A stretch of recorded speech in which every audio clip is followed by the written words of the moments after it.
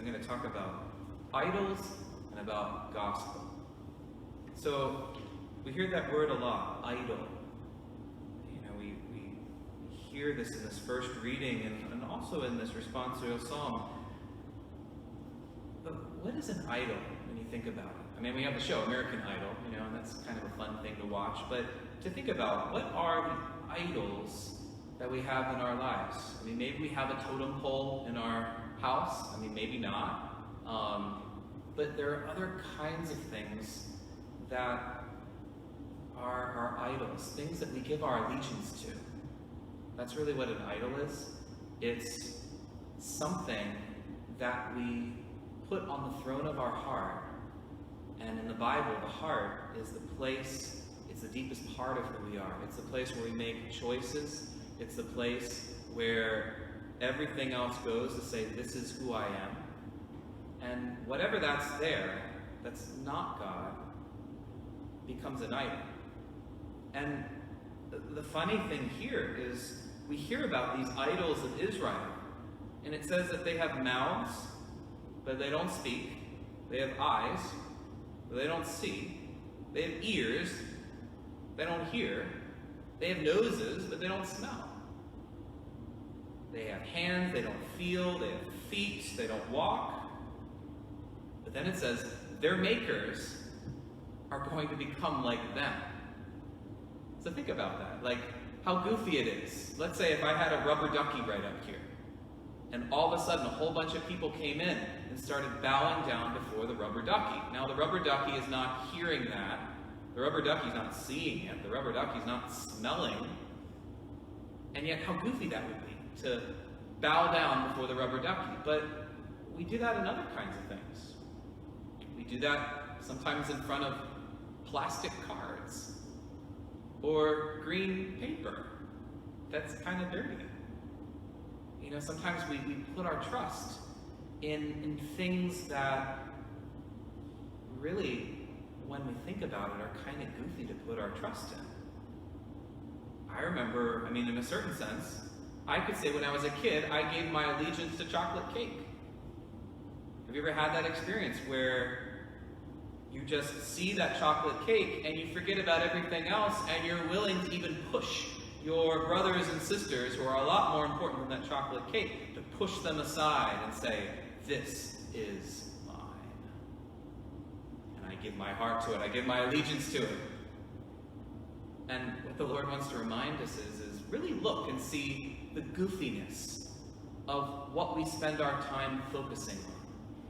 What we spend our time bowing down to. Even if we're not physically bowing down to it, what have we given allegiance to that is lesser than God? And even if it's a good thing, the moment it becomes more important than God, when it's something that we think more about than God, that we spend more time. Pope Francis even talked once about, he had this really interesting test, is to say, how much time do you spend on your phone? Because now we can actually track that. We can say, 5 hours, 28 minutes or so. And he said, would that we spent that much time with God's Word?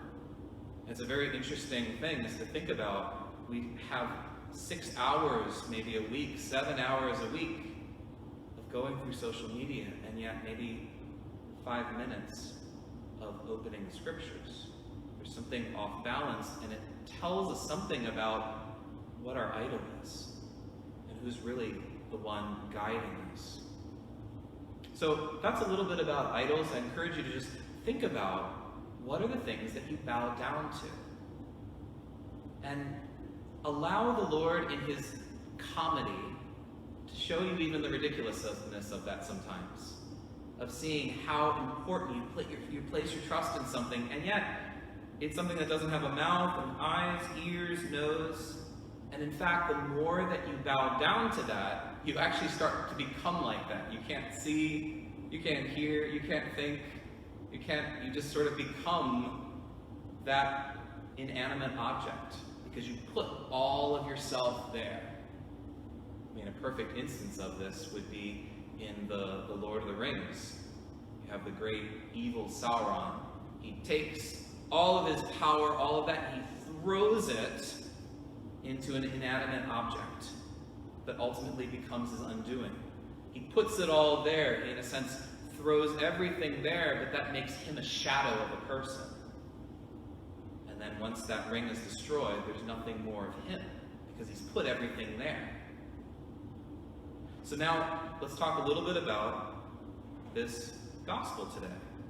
And the question: the harvest is abundant, the laborers are few. Ask the master of the harvest to send out laborers for his harvest. So, what is the master sending these laborers to do? It's to proclaim the gospel. What's the gospel? That's the good news. Well, what's the good news?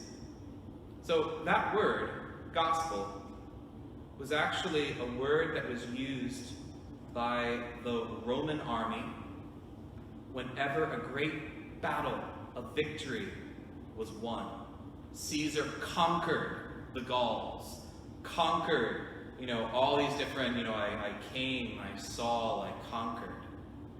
So these messengers would run out to all the corners of the Roman Empire, and they would run with all of their hearts, and they would just scream out, "Victory, victory."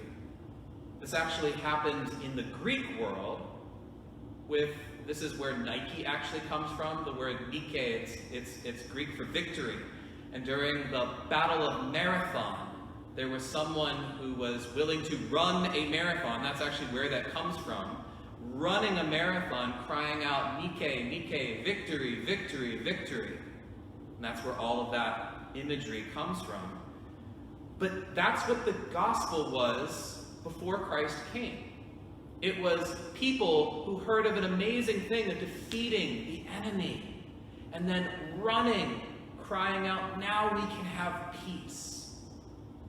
So when Christians use this, when Christ himself used this, it was a little edgy.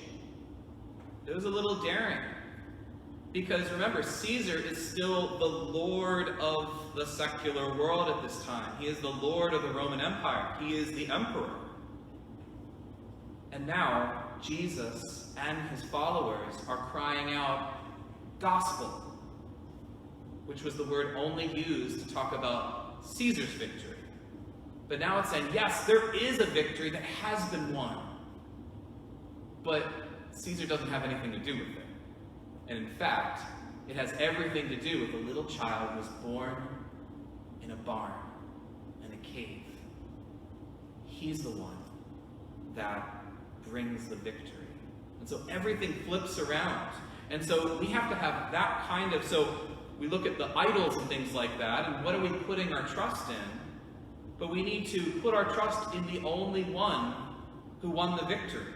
And we have to have that kind of enthusiasm, that kind of joy to run the spiritual marathon, to be able to cry out with our lives, "Nike, victory, gospel, he has won." So a good question to ask yourself: do I have that kind of joy? Do I have that kind of enthusiasm to just run a spiritual marathon, and then everyone that I meet, I shake them through social distancing, but I shake them and I say, "Victory, God is Lord, and he's the one that brings peace."